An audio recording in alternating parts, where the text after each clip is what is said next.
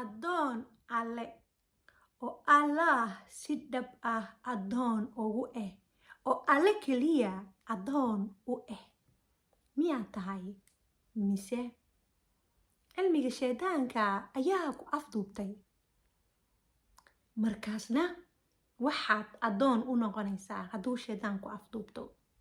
calaamadihiisa ayaa halkan ku hayaa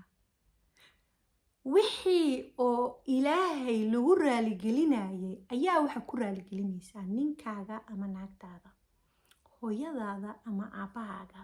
wixii xaqa intay ku diidaan ayaa waxa ay rabeen ku qancinaysaa marka cilmiga shaydaanka dartiisa uu ku wareejinaya wuxuu ka dhigaa hooyaday waay aabahay waay walaalkay waay walaashay waay ilmahay waay ninkayga waay naagtayda waay waxa la dhaho ma jiro adduunyada kaliga ayaa timid kaliga ayaana ka tagaysaa qofku raacayana male qofku la yimidna male laakiin marka aad ka guuleysatid cilmiga shaydaanka ilaahay sababihii uu adduunka ku keenayna si daacada ilaahay ugu noqotid addoon dhab ah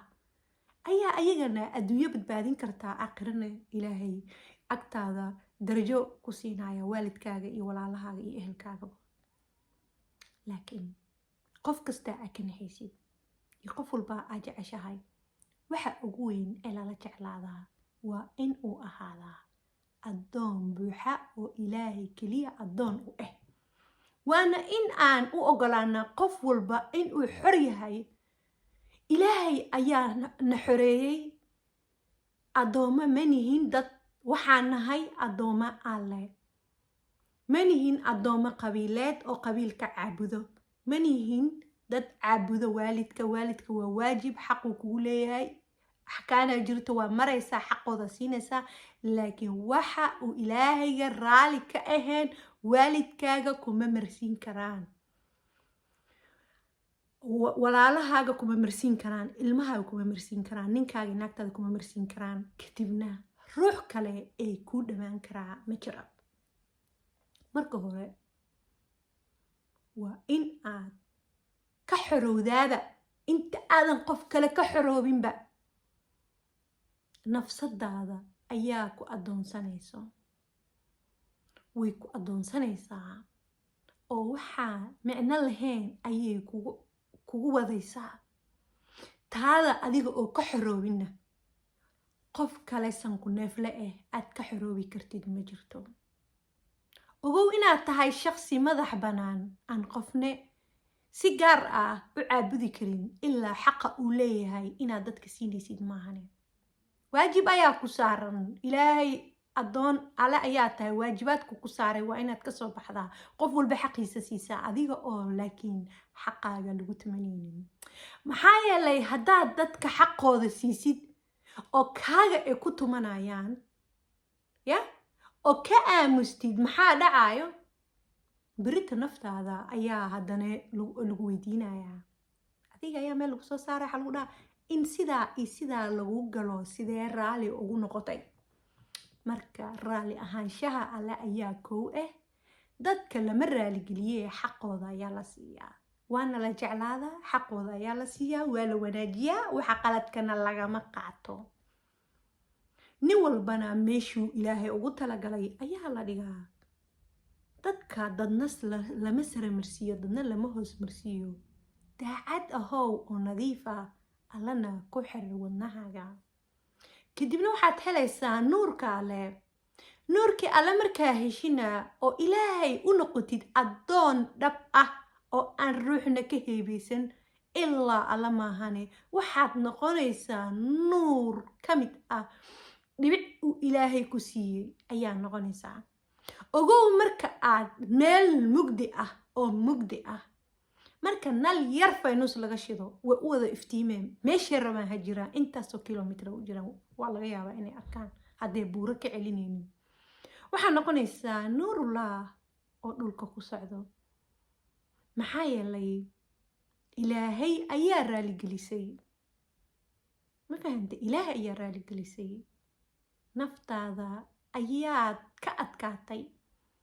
addoon ayaad naftaada alla oga dhigtay ee naftaada iyo ruuxdaada ma addoomin iyo korkaana la soo siiyey inaad addoon ka dhigta dad ogama dhigin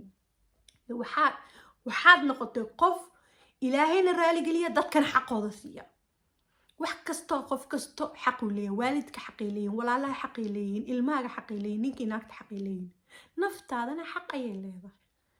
ma aha naftaada in aad gadaal geysid oo dadka xaqooda siisaa ma aha naftaada xaqeeda sii dadka xaqooda sii qof kastana meeshiisii dhig oo ahow daacad noqona mar walbo addoon madax bannaan aan meelna laga haysan ku talagal in aad adduunyada aminkay ahaataaba ka tegaysid markaad tegaysidna ruuxna ku raacaynin qofka kugu badan oo kugu jecelna xataa qabrigaaga inuu wax badan tagaa iska badaaye inuu hadduu doonaan bakaashii keenin in kusu ku duceynin ayaa dhici karto maalmaha ugu horeysa ayaa lagu oynayaa adduunyadan uma aadan imaanin nin uma imaanin naag uma aadan imaanin waalidkaaga uma aadan imaanin wax kale waxaa u timaaday walaalahaagana umaadan imaanin inaa adduunyo qabsatid umaadan imaanin inaa ilmo dhishid uma aadan imaanin inaa hanti samaysatid uma aadan imaanin in aad dadka wax ka bedeshid waxaad u timaaday in aad heshid adiga qof aad tahay marka adiga nafsadaada heshid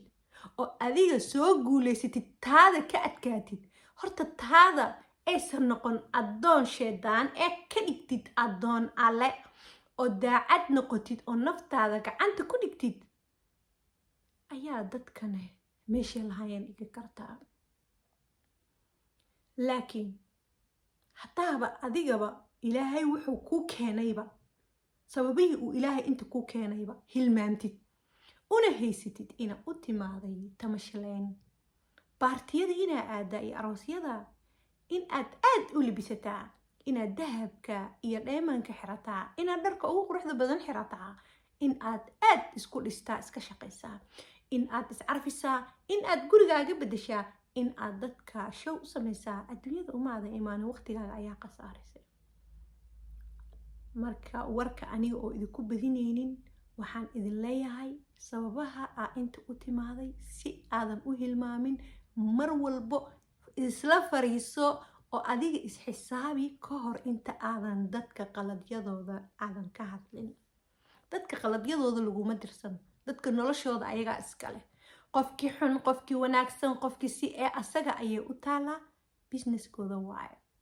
laguma dirsan adiga waxaa mas-uul ka tahay taada markaa xajisatid ayaa waxaa noqonaysaa nuur oo daacad ah oo nadiif ah oo alla ku xiran oo wadnihiisa nadiif oo dadka xaqooda siiya qof kasto meeshiisii iyo makaanadiisii aad dhigaysaa marka qof kasto daacad u noqotid ilaah markaa daacad u noqotid naftaada daacad u noqotid qof kasta daacad u noqotid waalidkaaga walaalahaaga ehelkaaga ilmahaaga dadkaaga oo dhan nin naag xaas wax walba idinka oo dhan isku noqotiin ayaa guulaysanaysaa markaas nuurullah ayaa dhulka jooga ayaa noqonaysaa ilaahay nuur ayuu ku siinayaa iftiin ayaad noqonaysaa waxaad helaysaa caafimaad fara badan waxaad helaysaa daacadnimo waxaad helaysaa hadalka xaqa ah oo aadan ka gaban waxaad helaysaa runta inaad sheegtid runta caafimaad fara badan ayaa leedahay runta la sheego waxyaabo fara badan oo aan maanta halkan ku qiyaasi karin ayaad helaysaa marka